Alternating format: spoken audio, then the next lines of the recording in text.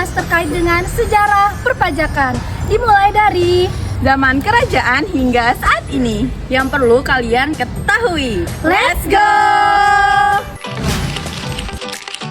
Yang pertama, pada zaman prakolonial atau masa kerajaan Nusantara, pajak ini dikenal dengan istilah upeti yang dikenakan kepada masyarakat sebagai bentuk penghormatan dan ketaatan kepada raja.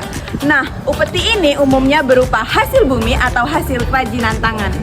Yang kedua, pada zaman kolonial Belanda. Pada zaman ini lebih terstruktur, pajak diperkenakan oleh pemerintahan kolonial untuk memenuhi kepentingan Belanda.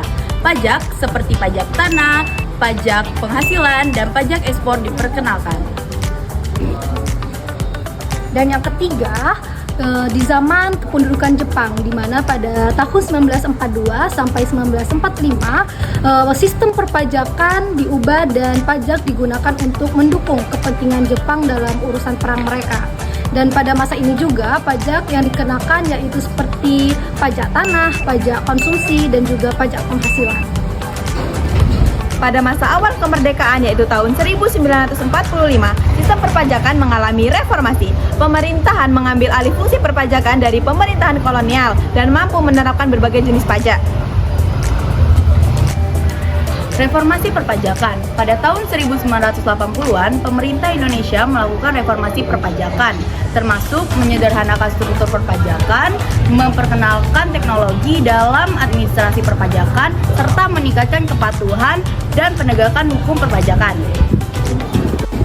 Hingga saat ini pun pemerintah terus melakukan reformasi pajak guna untuk meningkatkan pendapatan negara dan juga intensif bagi investasi. Bahkan isu-isu internasional perpajakan seperti perpajakan perusahaan multinasional yang saat ini sudah mulai menjadi fokus perpajakan di Indonesia saat ini. Nah, itu tadi sejarah singkat perpajakan dari zaman kerajaan hingga saat ini yang bersumber dari...